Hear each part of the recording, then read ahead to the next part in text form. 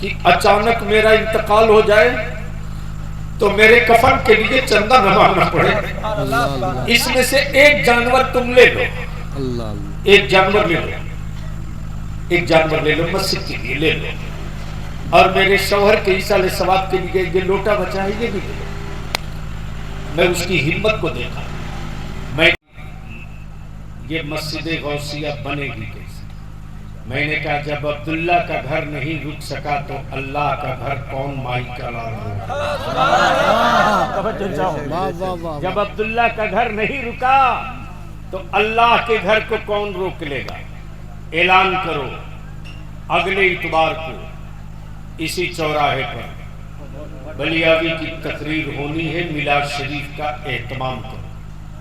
الحمدللہ بابو حضور وہ میں منظر بھول نہیں پاتا ہوں، جیسے ہی میں لوگوں سے گٹی مٹی بالو سیمنٹ چھڑ مانگ رہا تھا، اسی بیچ میں ایک خاتون آتی ہے، ایک عورت آتی ہے۔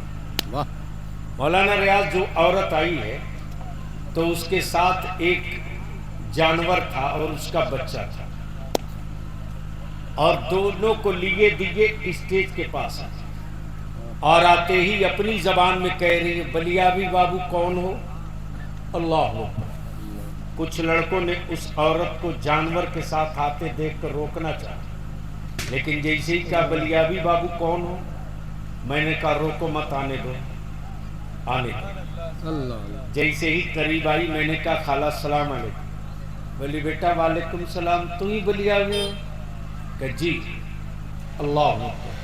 بولی بیٹا میرا کوئی اولاد نہیں، میری کوئی اولاد نہیں، میرے شوہر کو انتقال ہوئے 7 سال ہو گئے، میرا کوئی گھر بھی نہیں، میں مجبور ہوں، لوگوں کے گھر میں جھاڑو پوچھا کرتا ہوں، اور میری زندگی کی کل کمائی بیٹا یہی ہے، یہی ہے۔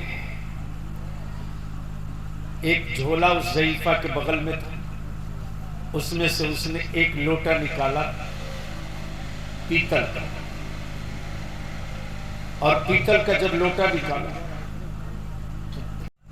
کہ اچانک میرا انتقال ہو جائے تو میرے کفن کے لیے چندہ نہ مانگنا پڑے، اس میں سے ایک جانور تم لے لو، ایک جانور لے لو، ایک جانور لے لو مسجد کے لیے لے لو، اور میرے شوہر کے ایصال ثواب کے لیے یہ لوٹا بچا ہے یہ بھی لے لو۔ میں اس کی ہمت کو دیکھا، میں نے اس جانور کی قیمت لگا دیا۔ اسی مجمع سے ایک نوجوان کھڑا ہو کر بولا بلیاوی صاحب ہم کو یہ جانور دے دیں۔ میں نے کہا کتنا قیمت دو گے؟ بولا بولیے کیا دینا ہے؟ میں نے کہا شروع کرتا ہوں مسجد کے لیے، شروع کرتا ہوں 92,000 روپیہ کون دے گا اس جانور کا؟ 92,000۔ دوسرا نوجوان کھڑا ہوا بولا حضرت میری طرف سے 1,11,000۔ دوسرا کھڑا ہو گیا بول پڑا حضرت میری طرف سے 1,91,000۔ بولی حضرت اتنی آگے بڑھ گئی کہ ایک نوجوان کھڑا ہوا بولا 5,92,786 روپیہ، لیکن ایک شرط۔ میں نے کہا بولو کون سی شرط ہے؟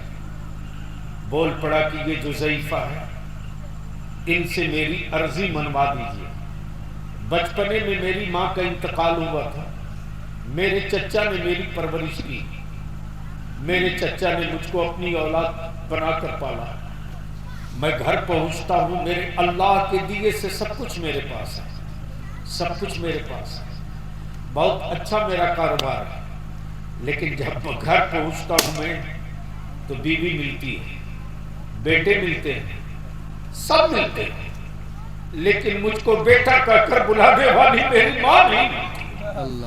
آپ ان سے اتنا راضی کر دیجئے کہ آج کے بعد یہ کسی کے اوٹا اور برآمدہ میں نہیں